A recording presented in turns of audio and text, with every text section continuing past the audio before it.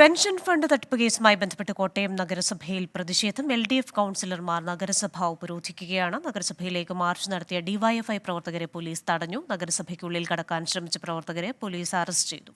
വിവരങ്ങളുമായി കോട്ടയത്ത് നിന്ന് ടോബി ജോൺസൺ ആണ് ചേരുന്നത്. ടോബി, ഇപ്പോൾ ഈ ഒരു സംഘർഷത്തിന് അയവുണ്ടോ? എന്താണ് ഇപ്പോഴത്തെ അവിടുത്തെ അവസ്ഥ?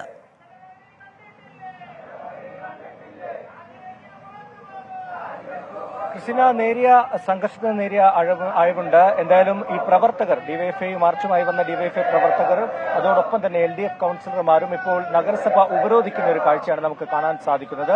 വലിയൊരു പ്രതിഷേധത്തിലേക്ക് തന്നെ പ്രതിപക്ഷം ഇതിനെ കൊണ്ടുപോകുന്ന ഒരു സാഹചര്യം തന്നെയാണ് ഇവിടെയുള്ളത്. അതിനുള്ള കാരണം ഇത്രയും വലിയൊരു തട്ടിപ്പ്, പെൻഷൻ ഫണ്ടിൽ നിന്ന് 3 കോടിയോളം രൂപ തട്ടിപ്പ് നടത്തി, അല്ലെങ്കിൽ അതിലും വലുതാണ് പുറത്തു വരുന്ന കാര്യങ്ങൾ എന്നുള്ള വിവരമാണ് നമുക്കിപ്പോൾ പങ്കുവെക്കാനുള്ളത്. അതുകൊണ്ട് തന്നെ ശക്തമായിട്ടുള്ള ഒരു പ്രതിഷേധമാണ് ഉയർത്തിക്കൊണ്ടുവരുന്നത്.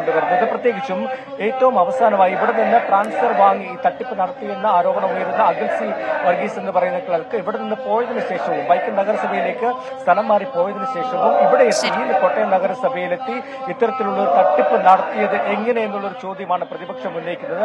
അതിന് നഗരസഭയിലുള്ളവർ, ഭരണപക്ഷത്തുള്ളവർ കൂട്ടുനിന്നിട്ടുണ്ടോ എന്നൊരു ചോദ്യമാണ്. എന്തായാലും ബന്ധപ്പെട്ട് കോട്ടയം നഗരസഭയിൽ നടക്കുന്ന പ്രതിഷേധമാണ് പ്രേക്ഷകർ കണ്ടത്. ടോബി ജോൺസനാണ് വിശദാംശങ്ങൾ നൽകിയത്.